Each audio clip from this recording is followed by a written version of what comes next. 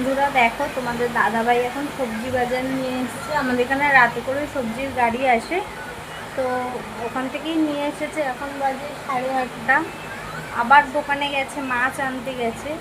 মানে সকালে কালকে রাতে মাংস করেছিলাম, আর সকালে পটল ভর্তা আর মাংস দিয়েই খাওয়া হয়েছে, তোমরা দেখতেই পেলে। তো রাতের জন্য কিছু একটু আনতে গেছে, কারণ ডাল খেতে একদম ভালোবাসি না আমি আর মামাম। তোমাদের দাদাভাই খায়, কিন্তু আমরা একটু ভালোবাসি না। তো সেই জন্য একটু চিংড়ি মাছ আনতে গেছে, দেখি যদি পায় তাহলে নিয়ে আসবে, নাহলে অন্য কোনো মাছ। আর মামাম এখানে শুয়ে শুয়ে ফোন দেখছে। তো দেখো কি কি বাজার এনেছে। তো দেখো, এখানে অর্ধেক বাঁধাকপি এনেছে, যেহেতু আমরা দুজন, মা বাবার কাছে গেছে, তো অর্ধেকটা এনেছে, বড়ই আছে অনেকটা।